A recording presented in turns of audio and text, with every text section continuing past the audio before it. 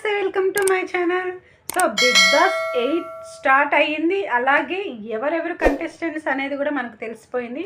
So ఇప్పుడే season 8 నేనైతే కనుక చూసేసి మీకోసం అనేసి ఈ ఎపిసోడ్ చేస్తున్నాను. సో బిగ్ బాస్ గురించి నేను ముందు అంటే 1 ఇయర్ ముందు కూడా నేను బిగ్ బాస్ ఎప్పుడు వచ్చినా కూడా బిగ్ బాస్ గురించి చెప్తూనే వస్తున్నాను, రివ్యూ కూడా ఇస్తున్నాను. సో నా స్టైల్లో నేను ఈ బిగ్ బాస్ 8 గురించి అయితే కనుక నేను ఇప్పుడు మీకు చెప్పబోతున్నాను. సో అదేంటంటే కనుక ఆల్రెడీ 1 మంత్ 2 మంత్స్ ముందే కంటెస్టెంట్స్ వాళ్ళు వీళ్ళని ఒకటే చెక్కలో కొడుతున్నారు. సో అదంతా తుస్ అయిపోయింది. సో మీరు అనుకున్న విధంగా అయితే కనుక కంటెస్టెంట్స్ లేరనమాట. జస్ట్ ఒకరో ఇద్దరో ఉండింటారు మీ గెస్సింగ్ ప్రకారం అయితే కనుక. సో టోటల్గా అయితే కనుక చేంజ్ అయిపోయింది. నేనైతే ఆ బిగ్ బాస్ 8 కంటెస్టెంట్స్ ఎవరెవరు వచ్చారు, ఏమేమి చేశారనేది ఒక ఫుల్ ఎపిసోడ్ అయితే కనుక జస్ట్ ఒక 10 to 15 మినిట్స్లో నేను వీడియో అయితే కంప్లీట్ చేసేసాను. సో అంతలోపు వీడియో ఎవరైనా ఫస్ట్ టైం చూస్తుంటే, నా ఛానల్ని ఫస్ట్ టైం చూస్తుంటే సబ్స్క్రైబ్ చేయండి, అలాగే లైక్ చేయండి. సో ఇప్పుడు చూసుకున్నట్టయితే మన బిగ్ బాస్ 8 హౌస్ అయితే కనుక కలర్ఫుల్గా రెడీ అయిపోయింది. సీజన్ 1 నుంచి సీజన్ 8 వరకు డిఫరెంట్ స్టైల్ అయితే కనుక కలర్ఫుల్గా అయితే ముస్తాబయ్యి బిగ్ బాస్ హౌస్ అయితే కనుక మన ముందుకు వచ్చేసింది. ఆల్రెడీ అన్నపూర్ణ స్టూడియోలో ఈ బిగ్ బాస్ హౌస్ అనేది ఎంత ఘనంగా ముస్తాబయ్యిందో ప్రతి ఒక్కరికి తెలుసు. ఎందుకంటే ప్రతి సీజన్ వైజ్లో దేనికి దానికి ప్రత్యేకతని మనము చెప్పుకోవచ్చు ఈ బిగ్ బాస్ హౌస్ని అయితే కనుక.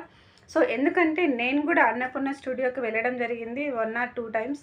సో అక్కడ బిగ్ బాస్ బయట నుంచి చూస్తే మాత్రం ఏదో ఒక ఓల్డ్ బంగ్లా లాగా కనిపిస్తుంది, కానీ లోపల చూస్తే కనుక ఒక అస్సం అనమాట. ఆ ప్లేస్ అయితే కనుక చూడడానికి 2 కళ్ళు కూడా సరిపోవు, అలా ఉంటుందన్నమాట ఆ ప్లేస్ అయితే కనుక.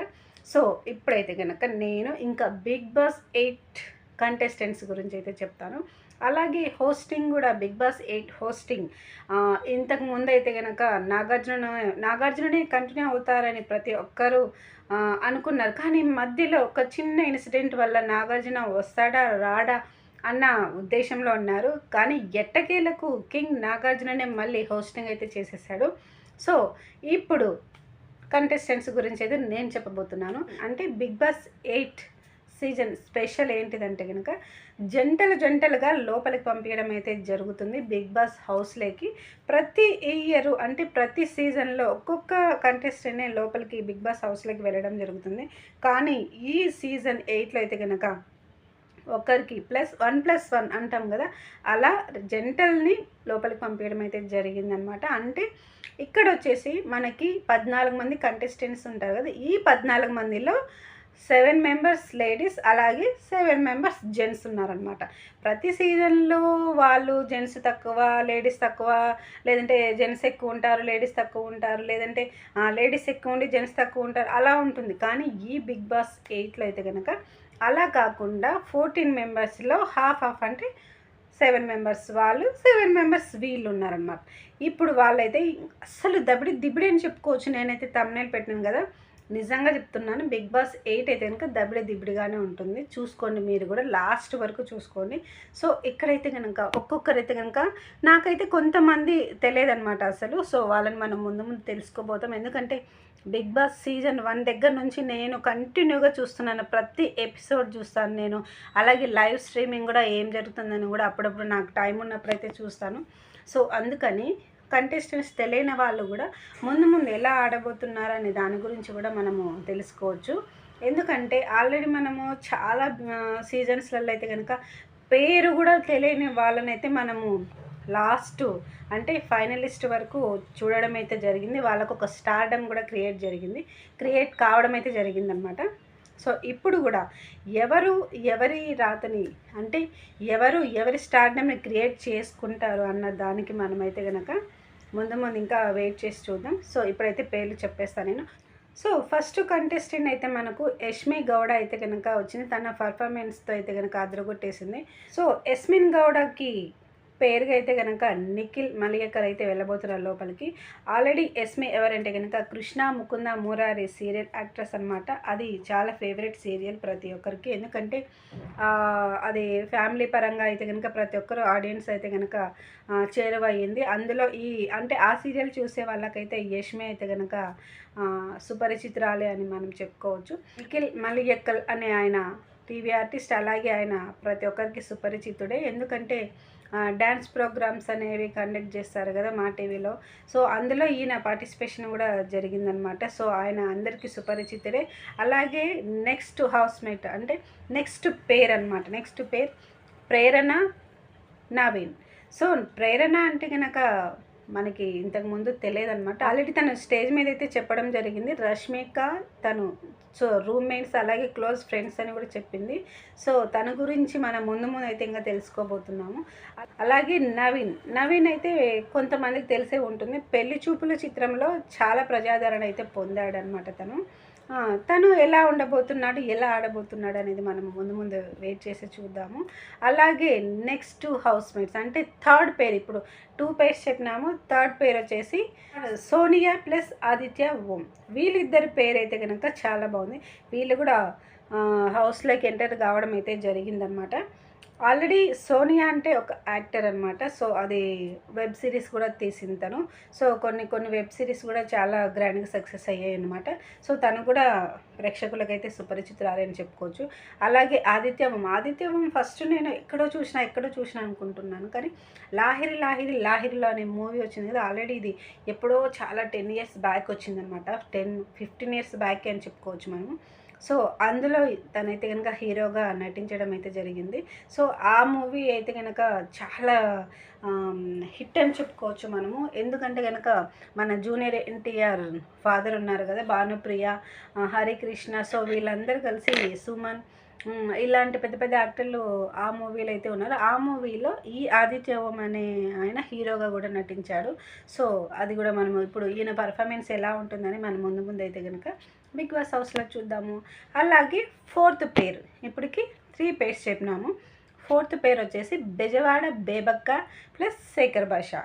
సో బెజవాడ బేబక్ అంటే తెలియని వాళ్ళకి ఎవరికైనా ఉంటుందో, సోషల్ మీడియాలో ఉన్న ప్రతి ఒక్కరికి తెలుసు. అలాగే తన కామెడీతో అయితే కనుక ప్రతి ఒక్కరిని నవ్వించింది. కుళ్ళు జోకులు అంటాం కదా, అలాంటి జోకులు వేసి చాలా ఫేమస్ అయిందనమాట. తన మీద తనే జోకులు వేసుకోవడం కానీ. సో అలా తను హౌస్లో ఎంటర్టైన్మెంట్గా కూడా బాగానే పనికొస్తుంది అనుకుంటున్నాను నేను. సరే తర్వాత చూద్దాం మనము ఆమె ఎంటర్టైన్మెంట్ ఇస్తుందా లేదంటే లోపలికి వెళ్ళి దబిడి చేస్తుందా అనేది కూడా మనము వెయిట్ చేసి చూద్దాము. సో తనకు పేరుగా అయితే శేఖర్ భాష ఎంటర్ అయ్యాడు. శేఖర్ భాష ఆల్రెడీ 1 month 2 months నుంచి సోషల్ మీడియాలో హల్చల్ చేస్తున్నాడు.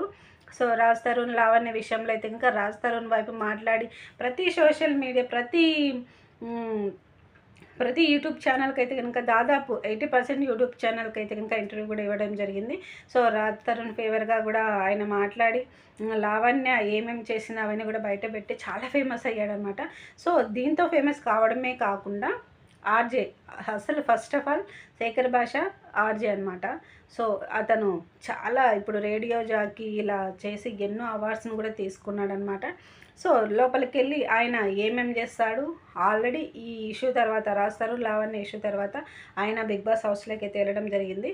సో లోపలికి వెళ్ళిన తర్వాత ఆయన ఏమేమి చేస్తాడు, ఎలా ఎంటర్టైన్మెంట్ ఇస్తాడు, లేదంటే సీరియస్గానే ఏమన్నా ఉంటాడా అనేది మనమైతే వెయిట్ చేసి చూద్దాము. అదైతే తప్పదు. సో ఇది అంటే ఇప్పుడు 4 పేర్స్ అనేది లోపలికి వెళ్ళారనమాట.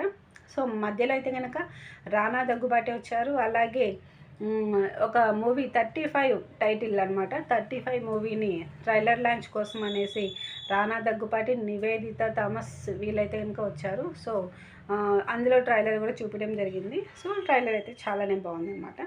తర్వాత నాని కూడా వచ్చారు. సో సరిపోదా శనివారం అనే మూవీ రిలీజ్ అయింది, ప్రతి ఒక్కరికి తెలుసు. సో ఆ మూవీ ప్రమోషన్కి అయితే కనుక నాని రావడం అయితే జరిగింది. సో ఇంకొకటి ఏంటిదంటే ఇప్పుడు 4 పేర్స్ గురించి చెప్పాము. కమింగ్ టు కాంటెస్టెంట్స్, 4 పేర్స్ గురించి చెప్పాము. 5th పేర్ గురించి చెప్పబోతున్నాం. 5th పేర్లో వచ్చేసి కిరాక్ సీత ప్లస్ నాగమణికంఠ. కిరాక్ సీత అనేది యాక్ట్రెస్, వెబ్ సిరీస్లో కూడా చేసింది. తను అందరికీ సుపరిచితురాలే. అలాగే నాగమణికంఠ అనే ఆయన టీవీ యాక్ట్రెస్. సో తను అందరికీ తెలియకపోవచ్చు. ముందు తను ఏం చేస్తాడు హౌస్లో దాని గురించి ఆయన ఐడెంటిటీ అనేది బయటపడుతుంది. అదైతే మనం వెయిట్ చేసి చూద్దాము. సో 5th అంటే 5 పేర్స్ అనేవాళ్ళు అయిపోయినారు. ఇప్పుడు 6th పేర్ వచ్చేసి పృథ్వీరాజ్ ప్లస్ విష్ణుప్రియ. విష్ణుప్రియ ప్రతి ఒక్కరికి సుపరిచితురాలే. ఆమె ఒక యాంకర్, డాన్సర్, పర్ఫార్మెన్స్ అయితే ఇరగదీస్తుంది. డాన్సర్గా అయితే కనుక ప్రతి ఒక్కరికి గుర్తుకుంటుంది. సో ఆమె లోపలైతే దబిడి దిబిడే చేస్తుందని నేను అనుకుంటున్నాను. మరి మీరేమనుకుంటున్నారు? అలాగే పృథ్వీరాజ్ అయితే కనుక చాలామందికి తెలియకపోవచ్చు. లోపలికి వెళ్ళి ఆయన పర్ఫార్మెన్స్ ద్వారా ముందు ముందు ఏం చేస్తాడనేది మనమైతే వెయిట్ చేసి చూడాల్సిందే. సో ఇంకొకటి ఏంటిదంటే 6 పేర్స్ అయిపోయినాయి. అంటే 12 మంది కంటెస్టెంట్స్ అయితే మనకు తెలిసిపోయింది. 7th పేరు నైనిక నవీన్ అఫ్రిది. సో నైనిక అంటే ప్రతి ఒక్కరికి తెలుసు. ఢీ షో ఆల్రెడీ ఎంత ఫేమస్ ఈటీవీలో మనకందరికి తెలుసు. అందులో ఒక డాన్సర్ అనమాట. సో తను యూట్యూబ్లో కూడా చక్కర్లో కొడుతుంది. అలాగే ఒక మంచి యాక్ట్రెస్ కూడా అని మనం చెప్పుకోవచ్చు. తన పర్ఫార్మెన్స్ ఎలా ఉంటుందనేది మనమైతే కనుక ముందు ఎపిసోడ్లో అయితే చూస్తాము. అలాగే నవీన్ అఫ్రిది. సో తను ఒక ఇన్ఫ్లుయెన్సర్, సోషల్ మీడియాలో చాలా కష్టపడి తను ఈ స్టేజ్కి వచ్చాడని చెప్పారు మనకి. అలాగే వరంగల్ అబ్బాయి తను. సో తను ఆల్రెడీ సోషల్ మీడియాలో మిలియన్ సబ్స్క్రైబర్స్ అయితే కనుక ఉన్నారు. అలాగే ఈయన ఈ హౌస్లోకి వెళ్ళి ఏం చేస్తాడు అనేది మనమైతే వెయిట్ చేసి చూద్దాము. ఎంత అయినా కనుక ఇది ఒక రియాలిటీ షో.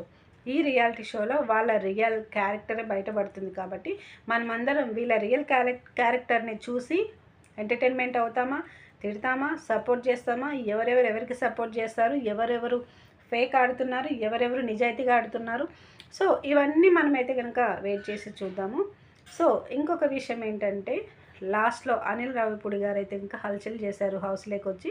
అనిల్ రావిపూడి అంటే డైరెక్టర్, నా ఫేవరెట్ డైరెక్టర్. F2 నుంచి తనైతే నేను ఫేవరెట్ అయిపోయాను అనమాట. సో తను వచ్చేసి ఎలిమినేషన్ అని ఒక కంటెస్టెంట్స్లో ఒక వణుకు అనేది తీసుకొని వచ్చాడు. సో లాస్ట్కి నామినేషన్ ప్రక్రియ కూడా ఒక చిన్నగా జరిగిందనమాట.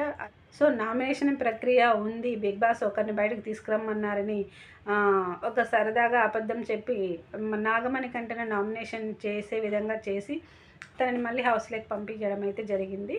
సో చూద్దాం ఇంకా ముందు ఇప్పటికే స్టార్ట్ అయిపోయి ఉంటుంది. నాగమణి కంట ఎవరెవరు నామినేట్ చేస్తారో సో వాళ్ళందరిని అయితే గుర్తుపెట్టుకొని మరి నెక్స్ట్ వాళ్ళని నామినేట్ చేస్తాడేమో అని నాకైతే డౌట్ ఉంది. సో బిగ్ బాస్ 8 అయితే కనుక స్టార్టింగ్లోనే అంటే ఆరంభంలోనే కంటెస్టెంట్లకు అయితే చుక్కలు చూపించింది already Bigg Boss. So no captaincy this season, అలాగే నో ప్రొవిజన్స్, అలాగే నో మనీ అనేది అయితే పెట్టారు. సో ముందు ఇదంతా ఇలాగే ఉంటుందా, చేంజ్ అవుతుందా, ఏమవుతుంది అనేది మనమైతే కనుక నెక్స్ట్ ఎపిసోడ్స్ వరకు వెయిట్ చేసి చూద్దాం. సో వీడియో నచ్చింది అనుకుంటున్నాను. నచ్చితే ఖచ్చితంగా సబ్స్క్రైబ్ చేయండి, అలాగే లైక్ చేయండి. చూస్తూనే ఉండండి నా ఛానల్ని. Bye bye.